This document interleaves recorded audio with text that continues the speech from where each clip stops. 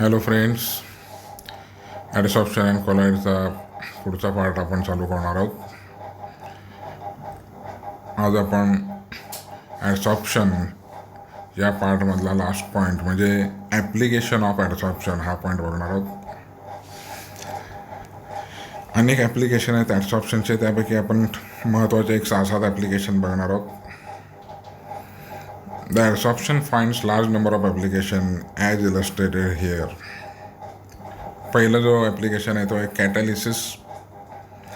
बऱ्याचशा रिॲक्शनमध्ये कॅटॅलिस्ट म्हणून बरेचशा industrial manufacturing प्रोसेसमध्ये कॅटॅलिस्ट म्हणून जे वापरलं जातं त्यामध्ये ॲडसॉप्शन ही थेरी वापरलेली असते. बस याच्यामध्ये 2 कॅटॅलिसिसचे प्रकार आहेत, होमोजेनियस आणि heterogeneous.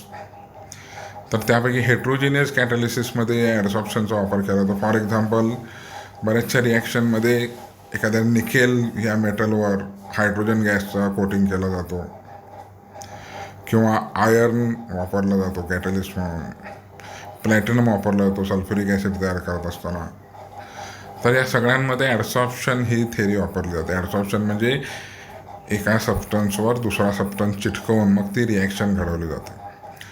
So the solid catalysts are used in many industrial manufacturing processes.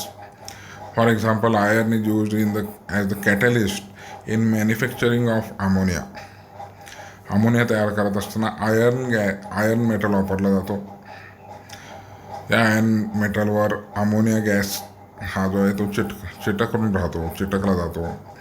किंवा platinum is used in the manufacturing of sulphuric acid H2SO4 by contact process. त्यानंतर इन हायड्रोजनेशन ऑफ ऑइलचं हायड्रोजनेशन कसं करून त्यापासून फॅट तयार केलं जातं, आपण त्यालाच वनस्पती घी वगैरे असं म्हणतो.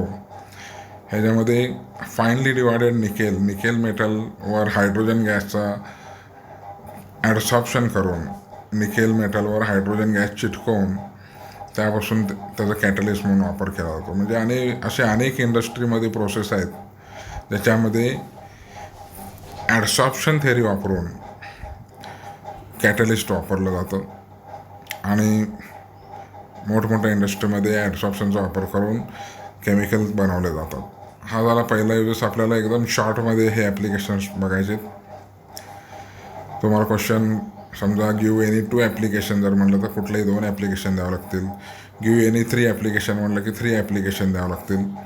आज आपण असे 6-7 ॲप्लिकेशन बघणार आहोत. दुसरं आहे गॅस मास्क. आता गॅस मास्क जे खाणीत जे कामगार काम करतात, कोळशेचे खाण असेल, पेट्रोलियम असेल, तर या खाणीतल्या कामगारांना खाली गेल्यावर, जमिनीखाली गेल्यानंतर अनेक पॉयझनस गॅस त्या ठिकाणी असतात आणि त्यामुळं पॉयझनस गॅस जे आहेत हे त्यांच्या शरीरात पोचू नये म्हणून प्रत्येकाला एक गॅस मास्क दिलं जातं. ज्याच्यामध्ये it is a device which consist of activated charcoal और मिक्सचर ऑफ ॲडसॉर्बेंट्स. ॲक्टिवेटेड चारकोल असलेला एक ॲडसॉर्बेंट असतो किंवा इतर ॲडसॉर्बेंट असतात.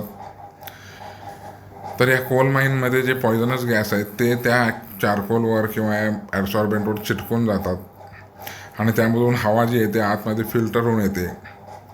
बऱ्याचशा तुम्ही मूवीजमध्ये याच्यामध्ये पॉयझनस गॅसच्या ठिकाणी मास्क लावून सैनिक जाताना वगैरे बघितलं असाल. तर या मास्कचं मेन थेरी अशीच आहे की त्या मास्कमध्ये जे ॲडसॉर्बेंट आहे त्या ॲडसॉर्बेंटमध्ये हे पॉयझनस गॅस अडकले जातात, चिटकले जातात आणि त्यापासून आत जाणारी हवा आहे ती क्लीन हवा जाते आणि त्यामुळं पॉयझनचा किंवा इतर विषारी वायूचा इफेक्ट होत नाही. It is use for breathing in coal mines to avoid inhaling of poisonous gases.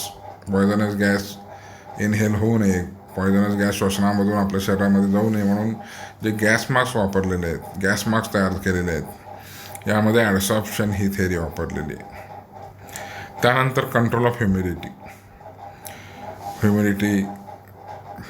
बऱ्याच ठिकाणी ह्युमिडिटी जास्त असल्यामुळं घाम येण्याचं प्रमाण जास्त असतो. फॉर एक्झाम्पल मुंबई वगैरेच्या ठिकाणी समुद्रकिनारा असल्यामुळे ह्युमिडिटी जास्त असते.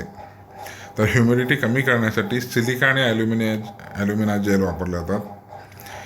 या सिलिका आणि ॲल्युमिनावर हवेतलं जे मॉइश्चर आहे हे ॲब्सॉर्ब केलं तर म्हणजेच त्या हवेमधलं जे आर्द्रता म्हणतो आपण ते कमी होते आणि त्यामुळं घाम येणे वगैरे हे कमी करता येऊ शकतो. हा झाला 3 आपण ॲप्लिकेशन बघितलेले आहेत.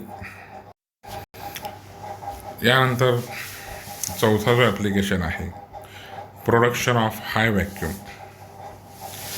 व्हॅक्यूम क्रिएट करणे म्हणजे तिथलं टेम्परेचर आणि प्रेशर कमी करणे. Lowering of temperature at a given pressure increases the rate of absorption of gases on charcoal powder.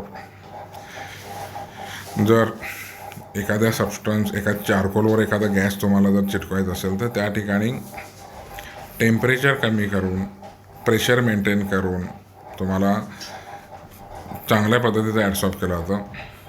Bye using this principle high vacuum can be attend by absorption.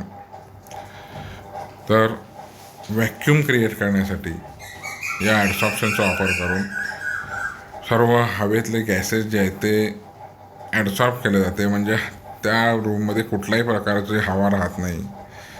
हवा राहत नाही म्हणजेच तिथं व्हॅक्यूम क्रिएट होते.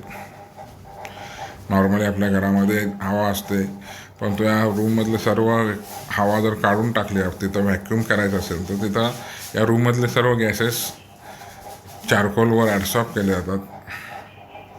अ vessel evacuated by vacuum pump is connected to another vessel containing coconut charcoal cooled by liquid air.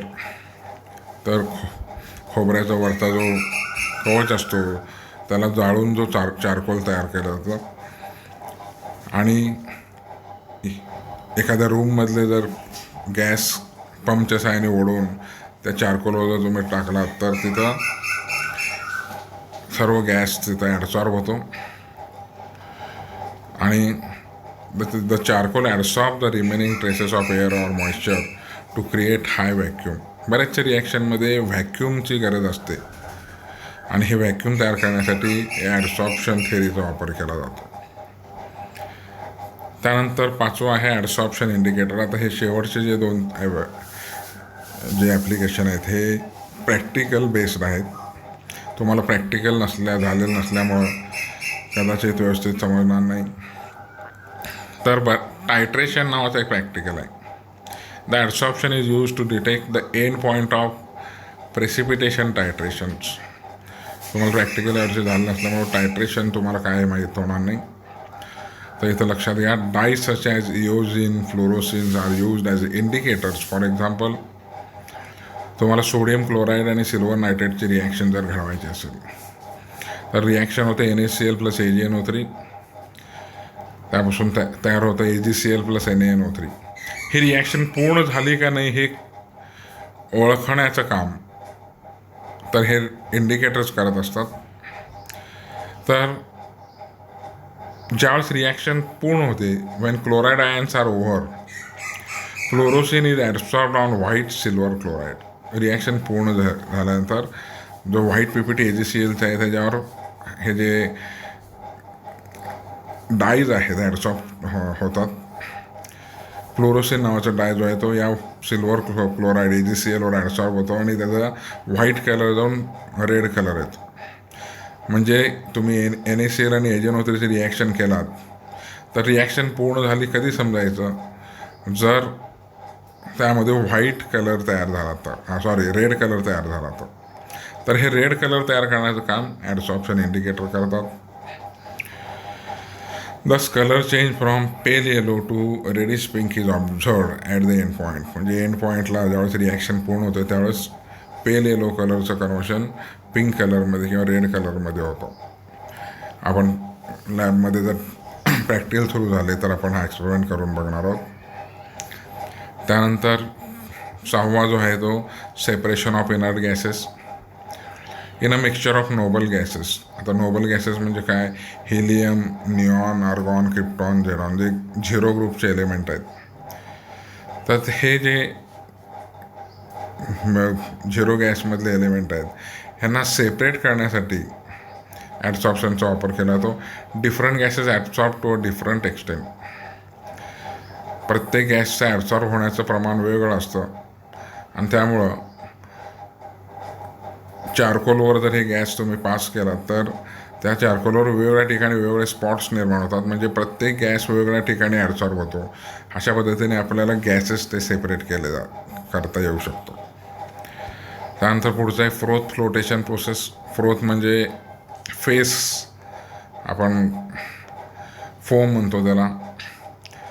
तर a low grade sulfide ore is concentrated by spreading it from silica and other earthy matter using pine oil as a frothing agent. तर ह्या जो पाईन oil आहे हा फ्रोथिंग agent म्हणजे हा foam तयार करणारा सबस्टन्स आहे, ज्याच्यावर सल्फाईड ओर जे ते चिटकले जातात आणि त्यानंतर वरचं फेस जर काढून घेतलं तर त्यामध्ये सल्फाईड ओर सगळं निघून जातं आणि म्हणून वरचा फेस जर काढला तर सर्व सल्फाईड ओर तुम्हाला सेपरेट करता येतं. अशा पद्धतीने फेस तयार करण्यासाठी सुद्धा या ॲडसॉर्प्शन टेक्निकचा वापर केला जातो. त्यानंतर शेवटचं एक यूज आहे क्रोमॅटोग्राफिक ॲनालिसिस. हा सुद्धा प्रॅक्टिकल बेस्ड आहे. क्रोमॅटोग्राफी एक टेक्निक अशी आहे ज्याच्यामध्ये वेगवेगळे एलिमेंट वेगवेगळ्या ठिकाणी ॲडसॉर्ब होतात. For example,